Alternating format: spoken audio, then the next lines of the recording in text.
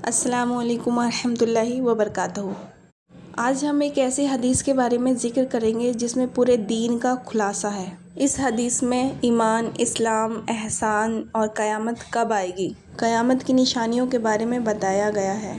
یہ وہ مبارک واقعہ ہے جب حضرت جبریل علیہ السلام انسانی شکل میں حضرت محمد مصطفیٰ صلی اللہ علیہ وسلم کے اتنے قریب آ کر بیٹھے کہ انہوں نے اپنے گھٹنے محمد مصطفیٰ صلی اللہ علیہ وسلم کے گھٹنوں سے ملا لیے۔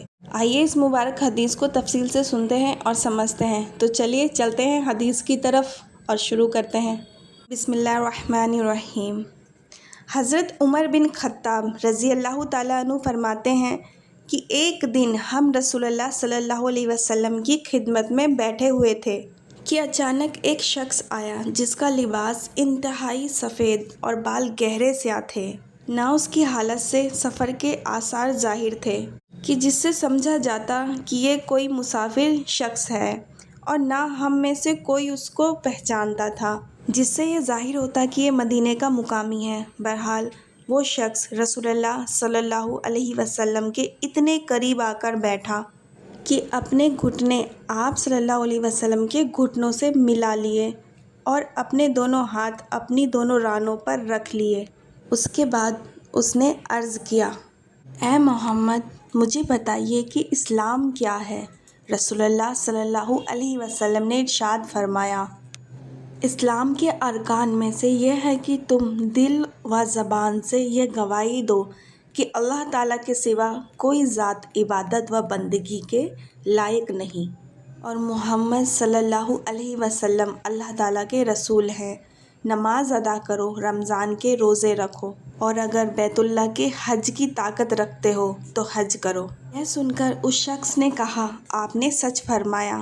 حضرت عمر رضی اللہ تعالیٰ عنہ فرماتے ہیں، ہمیں اس شخص پر تعجب ہوا کہ سوال کرتا ہے گویا کہ جانتا نہ ہو، اور پھر تصدیق بھی کرتا ہے جیسے پہلے سے جانتا ہو۔ پھر اس شخص نے عرض کیا، مجھے بتائیے کہ ایمان کیا ہے؟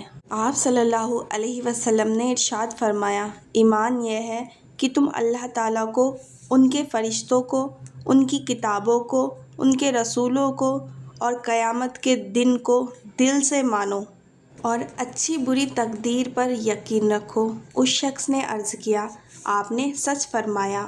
پھر اس شخص نے عرض کیا، مجھے بتلائیے کہ احسان کیا ہے؟ آپ صلی اللہ علیہ وسلم نے ارشاد فرمایا، احسان یہ ہے کہ تم اللہ تعالیٰ کی عبادت کرو اور بندگی اس طرح کرو گویا تم اللہ تعالیٰ کو دیکھ رہے ہو، اور اگر یہ کیفیت نصیب نہ ہو تو پھر اتنا تو دھیان رکھو کہ اللہ تعالیٰ تمہیں دیکھ رہا ہے۔ پھر اس شخص نے عرض کیا، مجھے قیامت کے بارے میں بتائیے کہ کب آئے گی؟ آپ صلی اللہ علیہ وسلم نے ارشاد فرمایا، اس بارے میں جواب دینے والا سوال کرنے والے سے زیادہ نہیں جانتا، یعنی اس بارے میں میرا علم تم سے زیادہ نہیں۔ اس شخص نے عرض کیا، پھر مجھے اس کی کچھ نشانیاں ہی بتا دیجیے۔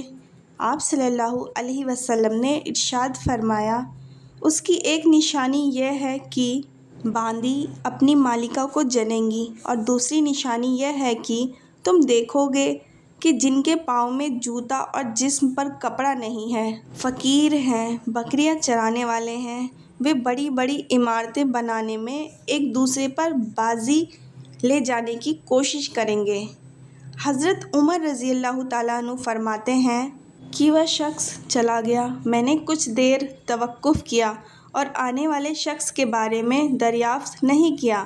پھر آپ صلی اللہ علیہ وسلم نے خود ہی مجھ سے پوچھا، عمر، جانتے ہو یہ سوال کرنے والا شخص کون تھا؟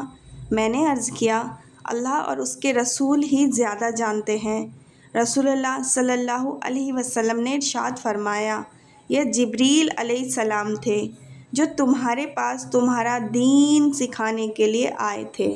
حدیث شریف میں قیامت کی نشانیوں میں باندی اپنی ملکہ کو جننے کا ایک مطلب یہ ہے کہ قیامت کے قریب والدین کی نافرمانی عام ہو جائے گی، یہاں تک کہ لڑکیاں جن کی طبیعت میں ماؤں کی اطاعت زیادہ ہوتی ہے وہ بھی اپنی ماؤں کی نافرمان ہو جائیں گی، بلکہ الٹا ان پر اس طرح حکم چلائیں گی جس طرح ایک مالکہ اپنی باندی پر حکم چلاتی ہے۔ اسی کو رسول اللہ صلی اللہ علیہ وسلم نے اس عنوان سے تعبیر فرمایا ہے کہ عورت اپنی ملکہ کو جنیں گی۔